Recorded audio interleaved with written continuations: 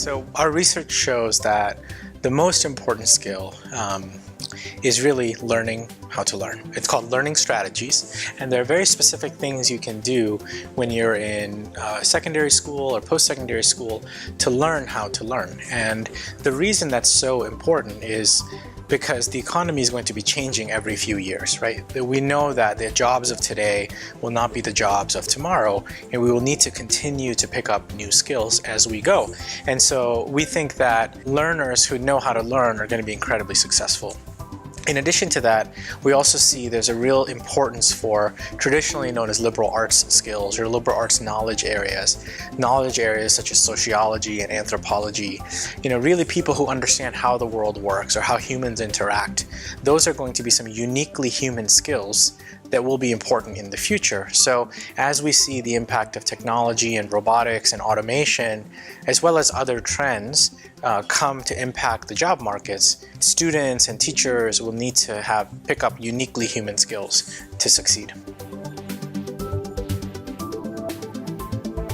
So I think it's technology-led education. So you want educational innovations that have, they help students prepare for the future, but that doesn't mean you have to come into a particular building. It doesn't mean you have to do it at a particular time. So I think in Latin America, there's a huge opportunity to help schools prepare for students rather than students preparing for schools.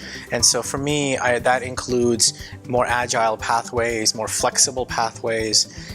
For me, it means students choosing when they want to study or where they want to study or how they want to study, but the mechanisms of studying are all effective. They're all really delightful and fun to use, and they're going to improve learning. So those are the things that Latin America can focus on rather than building new campus or a new classroom. Let's really think about how technology can help students prepare and how technology can help prepare for the new needs of students. Huge role. So parents they already have, but I think their role will only increase because students aren't just learning in a classroom. They're in a classroom maybe 8 or 9 hours a day, but the rest of their day, they're learning from parents and friends and colleagues and other people. So parents have a huge role to play to encourage this mindset of always learning, this mindset of lifelong learning in their kids. So from the beginning, kids should know that they're in school not for once in their life, but forever. So they will constantly be learning, and school is just the first time where they get some structured learning, but over their lifetime, they will need to continue to learn. So, parents are the ones who set that tone, that culture for their kids. So we really think that parents have to really interpret the messages from this and understand which skills are going to be important. And I think the second takeaway for parents is help your children pick a career or a job, but remind them that that is not the job they will have for life, right? They might have 5, 10, 15 different jobs across many different careers over their lifetime.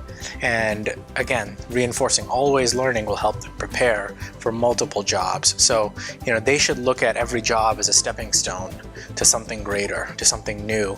And so that mindset of innovation and impact and just continuous learning is the best thing that parents can help students absorb.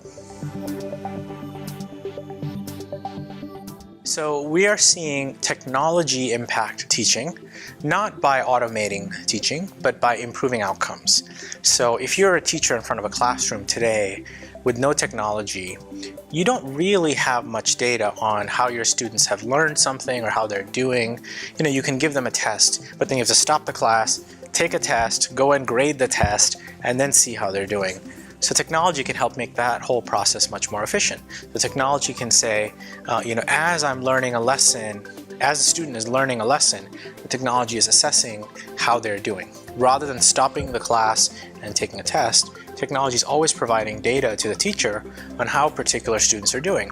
So now teachers can then adapt their instruction, they can personalize their instruction, and they can really make sure that every student is learning at their pace and every student is making progress.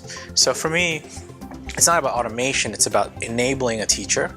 And the role of a teacher is now to act on those insights rather than read out a lesson plan, for example.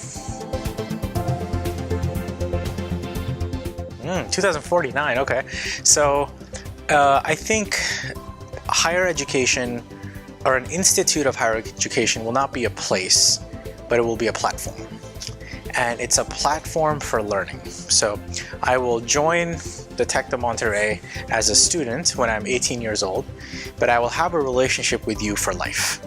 And I will learn with you for life. And you promise to me that I can learn whatever topics I want, and I promise to you that anytime I need to learn something, I will come to you first.